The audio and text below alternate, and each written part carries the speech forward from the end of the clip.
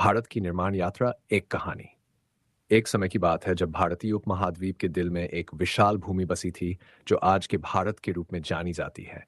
लेकिन क्या आप जानते हैं, भारत की स्थापना केवल भूगोल का सवाल नहीं था, बल्कि ये एक संस्कृति, सभ्यता और लोगों की यात्रा थी।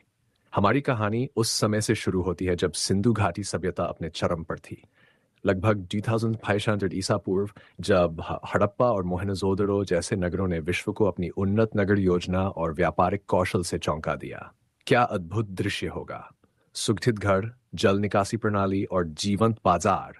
हड़प्पा संस्कृति के लोग कृषि, व्यापार और शिल्प में निपुण थे। लेकिन जैसे जैसे समय बीता गया, ये सभ्यता धीरे धीरे विलीन हो गई। फिर आई वेदों की काल, जो भारतीय संस्कृति की नींव रखती है। वेदों की रचनाएं जीवन के विभिन्न पहलुओं, ध्यान और भक्ति का आह्वान करती हैं। क्या था? इस काल में धर्म और दर्शन का जन्म हुआ, जिसने भारत की सांस्कृतिक धारा को गहराई दी। यहाँ पर ज्ञान की खोज, योग और ध्यान की साधना का महत्व बढ़ा।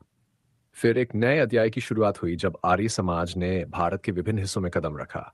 उन्होंने न केवल समाज को जोड़ा, बल्कि विभिन्न समुदायों को भी एकत्रित किया।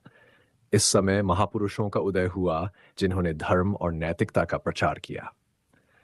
समय बीतने के साथ विभिन्न साम्राज्य भारत में उभरे। मौर्य साम्राज्य ने चंद्रगुप्त मौर्य के नेतृत्व में एकता का संदेश दिया। अशोक महान ने अपने साम्राज्य में अहिंसा और धर्म का प्रचार किया। क्या आप सोच सकते हैं, एक सम्राट जिसने युद्ध की बजाय शांति की ओर ध्यान केंद्रित किया। उनकी कहानियां आज भी हमें प्रेरित करती हैं। इसके बाद गुप्त साम्राज्य ने भारत को फिर से एक नया रूप दिया।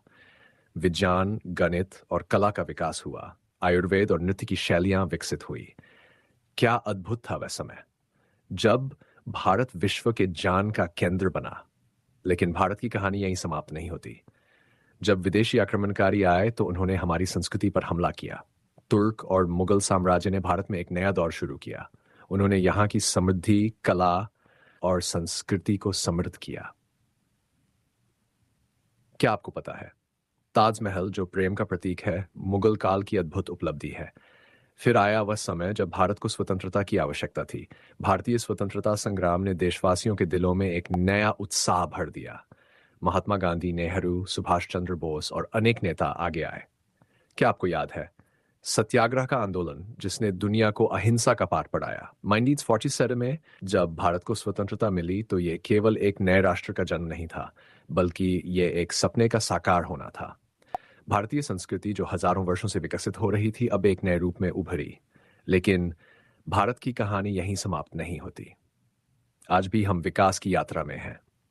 क्या आप सोचते हैं, भारत के भविष्य के बारे में, जब हम तकनीकी प्रगति के साथ साथ सांस्कृतिक धरोहर को भी संजोए रखेंगे? इस प्रकार भारत की निर्मित एक ऐसी यात्रा है जो हमारे अतीत, वर्तमान और भविष्य को जोड़ती है। यह केवल भूगोल नहीं, बल्कि एक सांस्कृतिक धारा है जो हमें एक साथ लाती है। भारत की निर्मित की यह कहानी हमारे हृदय में गर्व का एहसास कराती है, और यही हमारी असली पहचान है। तो अगली बार जब आप भारत के बारे में सोचें तो याद रखें, यह केवल एक देश नहीं है, बल्कि ये एक जीवित संस्कृति है, एक अनंत यात्रा है।